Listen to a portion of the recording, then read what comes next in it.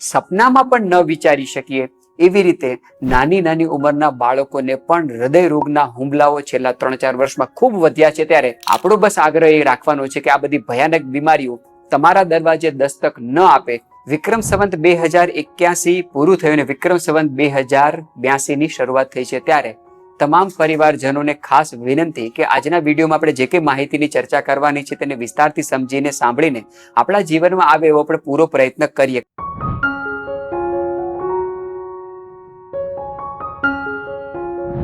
જેટલું બની શકે તેટલું ઘરનું ભોજન ખાઓ, બહારના ભોજનની આદત ન લગાવો। આખા ભારતમાં સૌથી વધારે પેકેટબંધ વસ્તુ જો કોઈ રાજ્યમાં વેચાતી હોય તો તે પહેલા નંબરનું રાજ્ય એટલે ગુજરાત રાજ્ય, અને એના કારણે જ ગુજરાતની અંદર બીમારીનું તાંડવ મોટા પ્રમાણમાં વધ્યું છે। વર્તમાન સમયમાં જે કે આપણે બેકરી પ્રોડક્ટ ખાઈએ છીએ તેમાં મોટા પ્રમાણમાં પ્રિઝર્વેટિવ તરીકે એવા ઘાતક કેમિકલો નાખવામાં આવે છે જે નાની નાની ઉંમરના બાળકોને ડાયાબિટીસ લાવી રહ્યા છે। વર્તમાન સમયમાં ખાટો સ્વાદ, ખારો સ્વાદ, તીખો સ્વાદ લેવા માટે MSG મોનોસોડિયમ ગ્લુટામેટ નામનું કેમિકલ નાખવામાં આવે છે, જેના કારણે નાની નાની ઉંમરના બાળકોમાં કેન્સરનું પ્રમાણ ખૂબ વધ્યું છે। વર્તમાન સમયની અંદર જે કે આપણે તેલ ઘી ખાઈએ છીએ એ બિલકુલ શુદ્ધ રહ્યા નથી। વર્તમાન સમયની અંદર બજારમાં જે કે આપણે સ્વીટનેસ વસ્તુ ખાઈ રહ્યા છીએ, ગળી વસ્તુ ખાઈ રહ્યા છીએ, તેમાં ખાંડ કે ગોળ નથી, તેની અંદર ઘાતક અને મોટા પ્રમાણમાં એસ્પાર્ટમ નામનું કેમિકલ નાખવામાં આવે છે, જે નાની નાની ઉંમરના બાળકોને ભયાનક બીમારીની ચપેટમાં લાવી રહ્યું છે। તો નવા વર્ષમાં આપણે પૂરો સંકલ્પ કરીએ કે બજારની જે કે વસ્તુઓ છે, બજારનું ખાનપાન છે, તેની આદત આપણે ન લગાડીએ। વર્તમાન સમયમાં જે કે ખાણીપીણી આપણે ખાઈ રહ્યા છે, વર્તમાન સમયની અંદર જે કે હોટલનું ભોજન આપણે ખાઈ રહ્યા છે, જો તમે હોટલમાં કોઈ પણ જશો તો તમે ત્યાં નીટ અને ક્લીન વાતાવરણ જોવા મળશે, વાનગીઓ બિલકુલ સાફ અને સુંદર જોવા મળશે, પરંતુ આ બધી જ સુંદરતા, આ બધી સ્વચ્છતા ભયાનક કેમિકલને આભારી છે।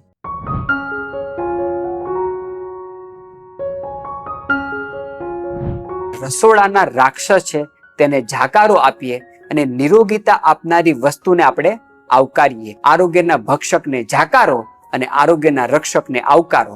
પહેલા નંબરનું આરોગ્યનું ભક્ષક એટલે રિફાઇન્ડ તેલ। આ વર્ષમાં આપણે સંકલ્પ લઈએ કે આપણા ઘરની અંદર ગુજરાતમાં જ્યાં જ્યાં રિફાઇન્ડ તેલ ખવાઈ રહ્યું છે તેને જાકારો આપીએ, જે આરોગ્યનું ભક્ષણ કરનારું છે, અને આરોગ્યનું રક્ષક જે ઘાણીનું તલનું તેલ હતું, જે સિંગ તેલ હતું, એને જ આપણે આપણા ભોજનમાં સ્થાન આપીએ। બીજા નંબરનું આરોગ્યનું ભક્ષક એટલે રિફાઇન્ડ સફેદ કલરની ખાંડ। એની અંદર મોટા પ્રમાણમાં sulphur dioxide, formalin, animal charcoal જેવા ઘાતક કેમિકલો નાખીને ખાંડ બનાવવામાં આવે છે, જે આરોગ્યનું ભક્ષણ કરનારી છે। એને જાકારો આપીને આરોગ્યના રક્ષક એવા દેશી દવા વગરના ગોળ અને પ્રાકૃતિક ખાંડ સરી જે કેમિકલ વગરની હવે સરળતાથી મળતી ઉપલબ્ધ થઈ છે, તેને જ આપણે આપણા ભોજનમાં સ્થાન આપીએ। ત્રીજા નંબરનું રસોડાનું રાક્ષક એટલે રિફાઇન્ડ અને આયોડિન વાળું મીઠું। એ આરોગ્યનું ભક્ષણ કરનારું છે, તેની જગ્યાએ યા તો આપણે સમુદ્ર મીઠું ખાઈએ યા તો આપણે સેંધવ મીઠાને જ આપણે આપણા ભોજનમાં સ્થાન આપીએ। અને ચોથા નંબરના આરોગ્યના ભક્ષક એટલે પ્રેશર કુકર, ઓવન, રેફ્રિજરેટર, આ બધા ઉપકરણોનો સંભવ એટલો ઓછો ઉપયોગ કરીએ અને આરોગ્યના રક્ષક એવા માટીના વાસણો, તાંબા પિત્તળના વાસણો, લોખંડના વાસણનો જ રસોઈ બનાવવામાં આગ્રહ રાખીએ।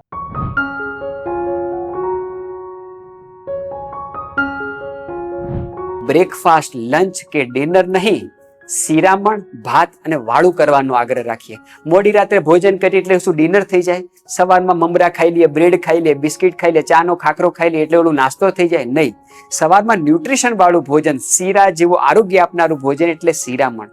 બપોરે ભાત એટલે કે હેવી ભોજન આપણે ખાઈએ। બપોરે સૂરજની પ્રકોપિતતા વધારે હોય, હેવી ભોજન લીધેલું પચી જશે એટલે હેવી ભોજન આપણે બપોરે કરતા હતા, અને સાંજે હળવું ભોજન આપણે વાળું કહેતા હતા। અત્યારે આપણે મોડી રાતે ઠાસીને જમીએ, એ ભોજન ન પચે, પછી એસિડિટીની દવાઓ લઈએ, વિવિધ પ્રકારના ચૂર્ણો લઈએ, પેટ સાફ કરવાની દવાઓ લીધા કરે। સાંજના ભોજનમાં વાળું નામનો શબ્દ એટલા માટે હતો કે દી વળે એ પહેલા આપણે ભોજન કરી લેવું જોઈએ। દી વળેનો મતલબ શું છે કે સૂર્યાસ્તની આસપાસમાં જમી જ લેવું જોઈએ। તો નવા વર્ષમાં આપણે સાવધાની એ રાખીએ કે સાંજના સમયમાં સૂર્ય અસ્ત થાય એ પહેલા પ્રેક્ટિકલ રહીને સાંજે 8 વાગ્યા પહેલા આપણે આપણું ભોજન કરી જ લઈએ। જે કોઈ લોકોને મજબૂરી હોય, જોબ કરતા હોય, વ્યવસાય કરતા હોય, તે લોકો હળવું ભોજન કરવાનું આગ્રહ રાખે, સૂપ લઈ લેવાનો આગ્રહ રાખે, માત્ર દૂધ પીને સૂઈ જવાની આદત રાખે। તો બ્રેકફાસ્ટ, લંચ કે ડિનર નહીં, શિરામણ, ભાત અને વાળું એના નિશ્ચિત સમયે કરી લઈએ તો આપણે 100% નવા વર્ષમાં નિરોગીતા પામી શકીએ।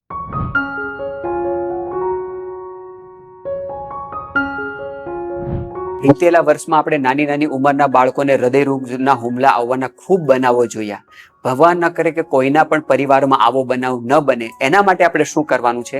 તમારા ઘરમાં જે કંઈ 6 મહિનાથી લઈને 14 વર્ષના બાળકો છે, જો તમે ઈચ્છતા હોય કે તમારું બાળક નિરોગી અને સ્વસ્થ રહે, તો બાલ ચાતુર્ભદ્ર નામની જે કંઈ મેડિસિન હતી ભૂતકાળમાં એ કેવી રીતે બનાવવી જોઈએ, તેના કેટલા ચમત્કારી લાભ છે, બાળકોએ કેવી રીતે લેવી જોઈએ, માતા પિતાઓએ બાળકોને કેવી રીતે પીવડાવવી જોઈએ, તેની વિસ્તારથી આપણે વાત કરી ગયા છે. એ વિડીયોને તમે ફરીથી આખો જોયો અને નવા વર્ષમાં તમારા ઘરના 6 મહિનાથી લઈને 14 વર્ષના બધા જ જે બાળકો છે તેવા લોકોને બાલ ચાતુર્ભદ્ર ખવડાવવાનો જરૂર આગ્રહ રાખીએ. ગુજરાતમાં નાની નાની ઉંમરના ઇન્ટરનલ ડ્રાયનેસના કિસ્સાઓ ખૂબ વધ્યા છે. નાની નાની ઉંમરના બાળકોના હવે માંસપેશીઓની સમસ્યાઓ, હાડકાની સમસ્યાઓ, સ્નાયુના કેન્સર જેવી સમસ્યાઓ ખૂબ વધી છે. ત્યારે તમારા ઘરમાં 14 વર્ષથી તમામ નાના બાળકોને માલિશ કરવાની આદત રાખો. ઉનાળો હોય તો કોપરેલના તેલની, શિયાળાના દિવસો હોય તો તલના તેલની માલિશ કરવાની આગ્રહ જરૂર રાખો. તમારા ઘરની આસપાસ જે કોઈ સ્વયંસેવી સંસ્થાઓ સુવર્ણ પ્રાશન પીવડાવતી હોય, જન્મથી લઈને 14 વર્ષના જેટલા પણ નાના બાળકો છે તેવા લોકોને સુવર્ણ પ્રાશન પીવડાવવાનો આગ્રહ જરૂર રાખીએ. અને વર્તમાન સમયમાં નાની નાની ઉંમરના બાળકોમાં કબજિયાતની ખૂબ બીમારી વધી છે. તમારે ખાસ સમજવું જોઈએ કે તમારા ઘરમાં જો નાનું બાળક છે ને તે કબજિયાતની કમ્પ્લેન કરી રહ્યું છે તો એ બાળકને ભવિષ્યમાં ભયાનક બીમારી 100% આવશે. તો આપણે ગરમાળાના ગોળની પણ વાત કરી છે.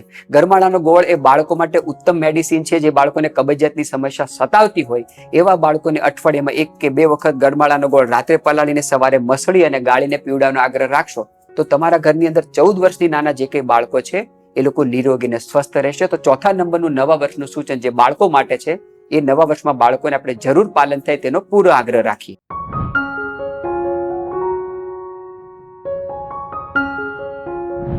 યુવાનોને હાથ જોડીને વિનંતી કે વ્યસનોથી બચીએ. વર્તમાન સમયની અંદર યુવાનોમાં હવે ખૂબ ગંદા વ્યસનો વધ્યા છે. ગુજરાતની અંદર દારૂ પ્રતિબંધિત હોવા છતાં પણ ગુજરાતમાં ખૂબ દારૂ પીવાના બનાવો બનવા લાગ્યા છે. યુવાનો ખૂબ આવા વ્યસનોની લતે ચડ્યા છે. સંસ્કારી કહેવાતી હવે નગરોમાં પણ મોટા પ્રમાણમાં ડ્રગ્સના કિસ્સાઓ ખૂબ વધ્યા છે. આ બધા અલ્પકાલીન મનોરંજન આપનારા વ્યસનો યુવા ધનને બિલકુલ ખતમ કરી નાખશે. આપણે ખાસ સમજવું જોઈએ, આપણા દેશની સૌથી સક્ષમ બળવાન કોમ્યુનિટી એટલે આપણા શીખ બંધુઓ પંજાબની અંદર મોટા પ્રમાણમાં વ્યસનોએ તેના યુવા ધનને ખતમ કરી નાખ્યું. ધીરે ધીરે ગુજરાતમાં પણ આવા બનાવો ખૂબ બનવા લાગ્યા છે. ત્યારે નવા વર્ષમાં આપણે તમામ યુવાનો સંકલ્પ લઈએ આ વ્યસનોથી બચીએ. નિયમિત રૂપે એક્સરસાઇઝ કરવાનો આગ્રહ રાખીએ.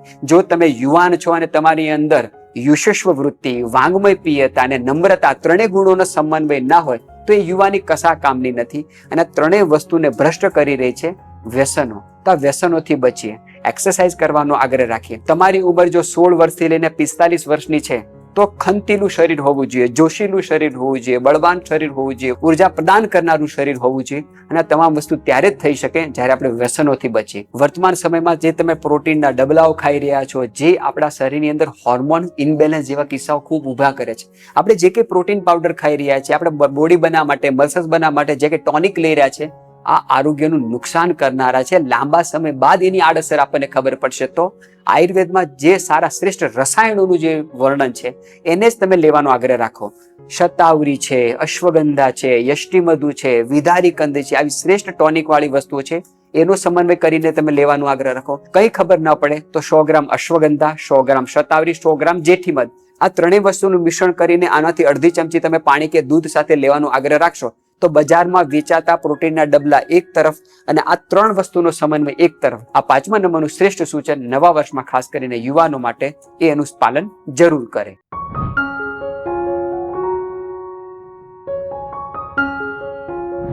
6થા નંબરનું સૂચન નવા વર્ષ માટે વડીલો માટે. વડીલોને ખાસ વિનંતી, આપણા વડવાઓ કહી ગયા છે જેવી રીતે ઉંમર વધે તેવી રીતે ભોજન ઘટવું જોઈએ. કારણ કે આપણી જે કંઈ પાચન શક્તિ છે વૃદ્ધત્વના કારણે ધીરે ધીરે ઓછી થવા લાગે. તો જે કોઈ વડીલો છે એ લોકોએ ધીરે ધીરે પોતાના ભોજનમાં દળેલા અનાજને ઓછું સ્થાન આપવું જોઈએ. જે કોઈ લોકો 60-65 વર્ષના થઈ ગયા છે આવા લોકોએ સવાર, બપોર, સાંજનું મેનુ આ પ્રમાણે બનાવવું જોઈએ. તે લોકોએ સવારના ભોજનમાં સિઝનના ફ્રૂટ લેવું જોઈએ. સિઝનના જે કંઈ શાકભાજી હોય તેને સરસ રીતે બાફીને તેનું સૂપ બનાવીને લેવું જોઈએ. મગને બાફીને તેનું સૂપ બનાવીને લેવું જોઈએ. બપોરના ભોજનમાં દૂધી, તુરિયા, ગલકા, કોળું, પરવર, કારેલા, કંટોલા શાક વધારે ખાવા જોઈએ. એવા લોકોએ અડદની દાળ છે, તુવેરની દાળ ઓછી ખાઈને મગની દાળને ખીચડી બનાવીને, મગની દાળને ભાત સાથે બનાવીને આપણે આ વડીલોને ભોજનમાં ખવડાવવા જોઈએ. વર્તમાન સમયમાં વડીલોને બિચારાની મજબૂરી શું છે બીજાનું જે બને છે એ જે લોકોને ખાવું પડે છે. તો આપણા જે કંઈ ઘરમાં વડીલો હોય, હવે એ લોકોની પાચન શક્તિ મંદ પડી હોય તો આપણે થોડો સમય કાઢીને એમના માટેથી થોડું અલગ ભોજન બનાવીએ. અને વડીલોને પણ એવી વિનંતી કે હવે આપણે સ્વાદનો આગ્રહ ઓછો રાખવો જોઈએ. યુવાનો સ્વાદિષ્ટ વાનગી ખાય, એ લોકોની ઉંમર છે, પચાવી જાણશે. જો આપણે વડીલે છીએ, પાચન શક્તિ મંદ પડી છે, તો આપણે હળવા શાકભાજી ખાવા જોઈએ. સાંજના ભોજનમાં તો વડીલોએ રસાવાળા શાકભાજીના સૂપ, ભાત સાથે, ખીચડી સાથે, દળિયા વગરના અનાજ સાંજના ભોજનમાં ખાવા જોઈએ. મોરૈયાની ખીચડી બનાવીને પણ સાંજના ભોજનમાં એ લોકોએ ખાઈ શકાય. તો વડીલોએ આ રીતે પોતાનું ભોજન નવા વર્ષમાં સિલેક્ટ કરવું જોઈએ. અને આપણે ભૂતકાળમાં રસાયણ ચૂર્ણની વાત કરી ગયા હતા. તમારી ઉંમર જો 50 વર્ષ પ્લસ થઈ ચૂકી છે અને ભવિષ્યમાં વૃદ્ધત્વના કારણે તમારા શરીરમાં નબળાઈ ના આવે, વૃદ્ધત્વના કારણે જે કઈ સમસ્યાઓ સર્જાવાની છે એ તમારા શરીરમાં અંદર ના સર્જાય, તો તમામ એ લોકો જે 50 વર્ષ વટાવી ચૂક્યા છે એવા લોકોએ 25 ગ્રામ લીમડાની ગળોનો પાવડર, 25 ગ્રામ આમળાનો પાવડર, 25 ગ્રામ ગોખરુનો પાવડર, ત્રણેય વસ્તુ સમાન માત્રામાં લેશું ને જે દવા તૈયાર થશે, જે ટોનિક તૈયાર થશે, તેને રસાયણ ચૂર્ણ કહેવામાં આવે છે. અને તમામ એ વડીલો જે લોકો 50 વર્ષ, 55 વર્ષ, 60 વર્ષના થઈ ગયા છે એવા લોકોએ તો આ ચૂર્ણ લેવું જ જોઈએ. અને તેલ માલિશ કરવાનો આગ્રહ જરૂર રાખીએ, કારણ કે ઉંમર વધવાને કારણે શરીરમાં વાયુ વધશે અને વાયુને જો નાથવી હશે તો વૃદ્ધત્વના કારણે સાંધાના દુખાવા, કમરના દુખાવા, ઊંઘ ના આવી, ચિંતા, તણાવ, ડિપ્રેશન, નાની નાની વસ્તુઓના કારણે આપણે ખૂબ ચિંતાતુર સ્વભાવ થઈ શકે, એ વિકૃત વાયુના લક્ષણ છે. એટલા માટે આપણા વડવાઓ શબ્દ આપીને ગયા છે, વિચાર વાયુ. ઊંઘ આવતી જ નથી, નકરા વિચાર આવ્યા કરે છે. એવી જો વધતી ઉંમરના કારણે લક્ષણો જણાતા હોય તો નવા વર્ષમાં આખા શરીર ઉપર તલના તેલની કોપરેલી માલિશ કરવાનો આગ્રહ રાખશો તો વાયુ સંબંધિત સમસ્યાથી બચી શકીશો.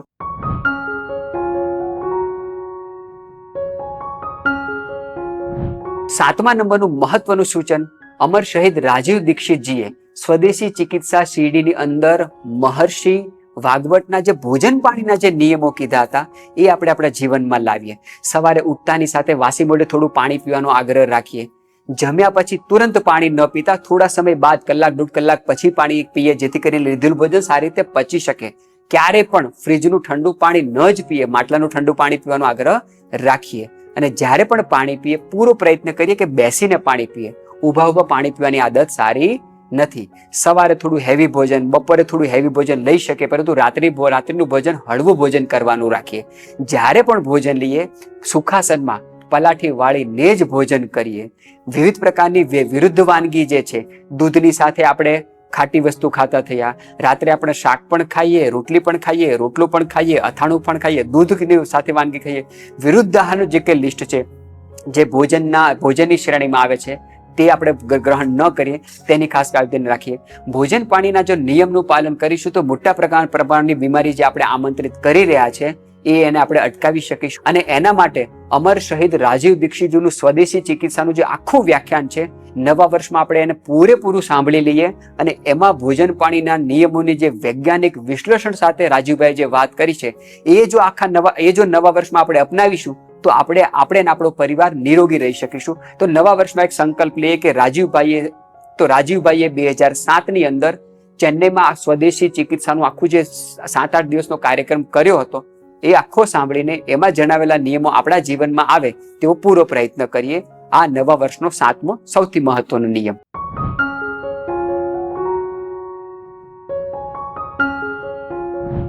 નવા વર્ષમાં આરોગ્ય આપનારું 8મા નંબરનું સૂચન એટલે મહિનામાં કમસે કમ 2 દિવસ ઉપવાસ જરૂર કરીએ.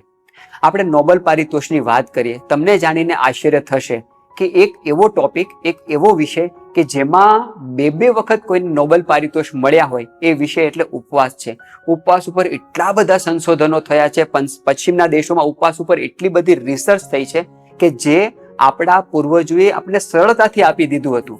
એકાદશીમાં ઉપવાસ કરો તો રોગ પ્રતિરોધક શક્તિ વધે છે, એટલું જ નહીં, કેન્સર જેવી ભયાનક બીમારીમાંથી આપણે બચી શકીએ છીએ. અને ભૂતકાળમાં આપણે ઉપવાસ ઉપર ખૂબ બધા વિડીયો નાખ્યા છે. વર્તમાન સમયમાં ઉપવાસમાં આપણે પીઝા પણ ખાઈ લઈએ છીએ, બર્ગર પણ ખાઈ લઈએ છીએ, અને બજારની અંદર તો હવે તમામ ફરાળી વસ્તુ ઉપલબ્ધ થઈ ચૂકી છે. ત્યારે કહેવાથી માત્ર ઉપવાસ આપણે નથી કરવાનો. આપણા શાસ્ત્રોમાં ઉપવાસ નથી કે નીતિ નિયમો સાથે ઉપવાસ કરવાના જે કે સૂચનો આપણને આપ્યા છે એવી પદ્ધતિથી પાલન કરીને જ ઉપવાસ કરીએ. જો એની માહિતી તમારી પાસે ન હોય તો સ્વાનંદ પરિવાર ચેનલની અંદર ભૂતકાળમાં કોઈ શાસ્ત્રોક્ત રીતે ઉપવાસ કેવી રીતે કરવો, યુવાન હોય, બાળક હોય, વૃદ્ધ હોય, ઋતુ કેવી હોય, પ્રકૃતિ કેવા હોય, એના આધારે જે કોઈ લોકો ઉપવાસ કરી શકશે તો એ ઉપવાસ તેમને ખરેખર ઘણી બધી બીમારીમાંથી બચાવશે. તો નવા વર્ષે સંકલ્પ લઈએ કે મહિનામાં કમસે કમ 2 દિવસ આપણે ઉપવાસ જરૂર કરીએ, જેથી કરીને તેના પૂરેપૂરા લાભ આપણને મળી શકે અને આપણે નિરોગી અને સ્વસ્થ રહી શકીએ. આ 8મા નંબરનું મહત્વનું સૂચન.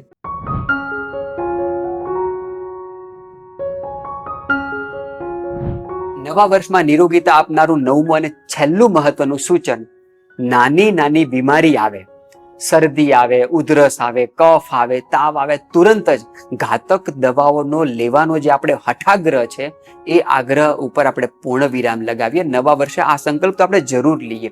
આપણે ખાસ સમજવું જોઈએ, તાવ જે છે, શરદી જે કઈ છે, ઉધરસ છે, કફ છે, આ નાની નાની બીમારીઓ, ટૂંકા ગાળાની બીમારીઓ એટલા માટે આવે છે કે ભયાનક બીમારીઓ, લાંબા ગાળાની બીમારીઓ આપણા શરીરમાં ન આવે.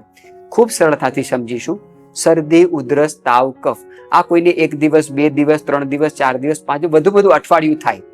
આ બધી ટૂંકા ગાળાની બીમારીઓ એટલા માટે આપણા શરીરમાં આવે છે, ઋતુ પરિવર્તન થાય, ખાવા પીવાની ભૂલ આપણે કરી હોય, એના કારણે આપણા શરીરમાં જે કંઈ ટોક્સિન જમા થયા છે, વિજાતીય દ્રવ્યો જે કંઈ જમા થયા છે, એ બધા દોષો શરીરમાંથી બહાર નીકળે છે. આપણે શું કરીએ છીએ? તાવ આવે, શરદી આવે, ઉધરસ આવે, ડોક્ટર પાસે લઈએ, ઘાતક દવાઓ લઈને એને દબાવી દઈએ, અને એના કારણે જ આ બધી મોટી ભયાનક બીમારી સર્જાય છે.